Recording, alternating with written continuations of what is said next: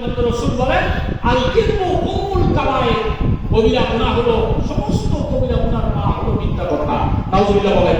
এই কথাটা বলেই শেষ করব।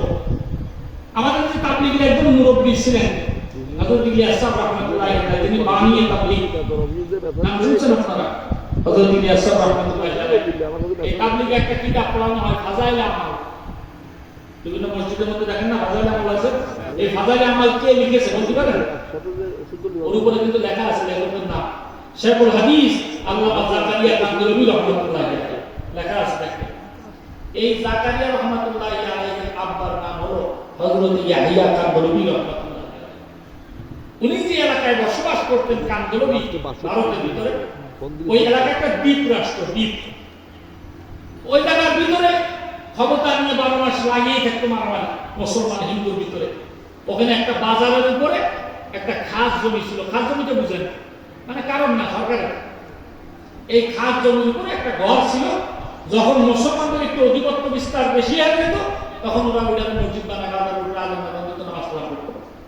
আবার যখন ক্ষমতার বদল হয়ে যেত, হিন্দুদের একটু বেশি ক্ষমতা হয়ে যেত, তখন ওরা ওইটাকে দুইয়ে মিশে সাফ করে নিয়ে ওদের পুজো করা শুরু করতো, মন্দির বানিয়ে দিত। এইভাবে দীর্ঘকাল ধরে হয়ে আসতেছে। একটা লাগছে মোটামুটি মারামারি, দুই গ্রুপে সায় মারামারি, মামলা ভাটা একটা কেলাই দিচ্ছে। মারামারি যখন বাড়ছে, ছোট ছেলেমেয়েরা যদি মারামারি করে মুরব্বী মানুষ বিচার করে দেয়। মুরব্বী মানুষ যদি মারামারি করে বিচার কিনা করবে? কিনা করবে? কোর্টে করবে। এবার দুটো গ্রুপ চলে গেছে কোর্টে, যে বিচার দেশে জমি আমাদের, ঘর আমাদের, মুসলমানরা কাছে হিন্দুরা জোর করে দখল করেছে, হিন্দুরা মুসলমানরা জোর করে দখল করেছে।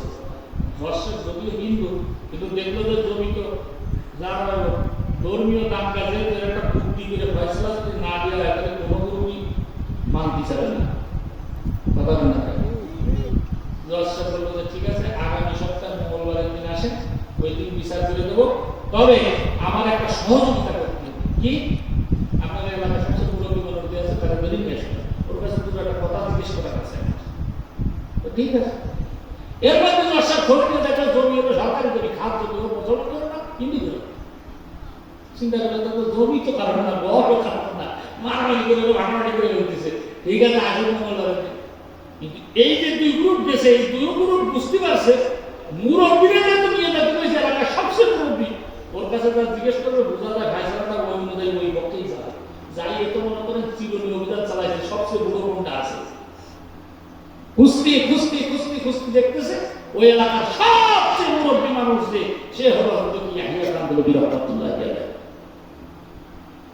তার ধরে নিয়ে এসে পড়ে যে মঙ্গলবার তারিখে হিন্দ নামে একটা কিতাব আছে, হিন্দুস্তানের ইতিহাস, আমার কাছে আছে, এটা বাংলাও বেরিয়েছে। ওইটার মধ্যে এই ঘটনা লিখছে। লক্ষ লক্ষ মানুষের জামায়াত হয়ে গেছে, পুরো হিন্দুস্তান লড়ে গেছে। কারণ এটা একটা ইজ্জতের ব্যাপার। বর কারা ভাই আছে দেওয়া লাগবে না, হিন্দুরা আছে সেই পরিমাণে, মুসলমানরা আছে সেই পরিমাণে। কোর্টের বাইরে কিন্তু লোক বিজনেস করতেছে। যথাসময়ে জলসা বেশে হাজির,